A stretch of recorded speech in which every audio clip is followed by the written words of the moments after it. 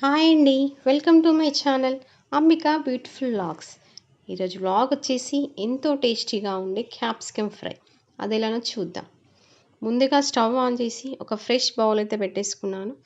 అందులో 3 table spoons oil వేసానండి.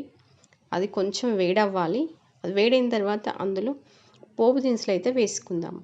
అవేంటంటే జీలకర్ర, ఆవాలు, శనగపప్పు, గుండుపప్పు. అవి కొంచెం ఫ్రై అయిన తర్వాత మీ రుచికి సరిపడే కారాన్ని అయితే వేసుకోండి.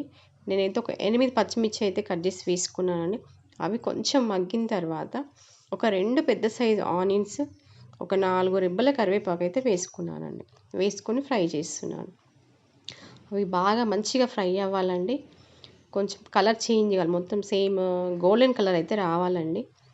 అవి బాగా ఫ్రై అయిన తర్వాత చూస్తున్నారు కదండి, ఈ కలర్లోకి రావాలి.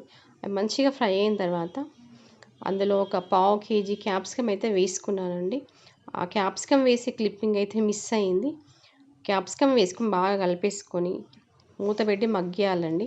ఒక 2 మినిట్స్ మగ్గిన తర్వాత అందులో ఒక half tablespoon ginger garlic paste, ఒక పావు టేబుల్ స్పూన్ పసుపు అయితే వేస్తున్నానండి. వేసి బాగా కలుపుకోవాలి.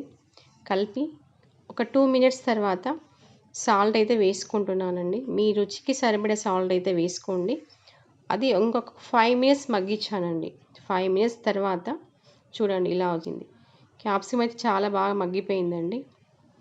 క్యాప్సికమ్ మంచి మగ్గిన తర్వాత ఒక స్పూన్ వేయించి పొడి చేసిన నువ్వుల పొడి, అలానే ఒక హాఫ్ టేబుల్ స్పూన్ ధనియాల పౌడర్ అయితే వేస్తున్నానండి.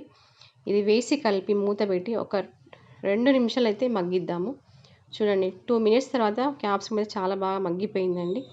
ఇంకా లాస్ట్లో అయితే ఇంకా మొత్తం క్యాప్సికమ్ మగ్గిన తర్వాత లాస్ట్లో అయితే కొత్తిమీర అయితే వేసుకుంటున్నానండి. అంతేనండి, క్యాప్సికమ్ ఫ్రై అయితే రెడీ అయిపోయింది. ఇది వేరే బౌల్లోకి ట్రాన్స్ఫర్ చేసుకుందాం. అంతేనండి, ఎంతో టేస్టీగా ఉండే క్యాప్సికమ్ ఫ్రై అయితే రెడీ అయింది.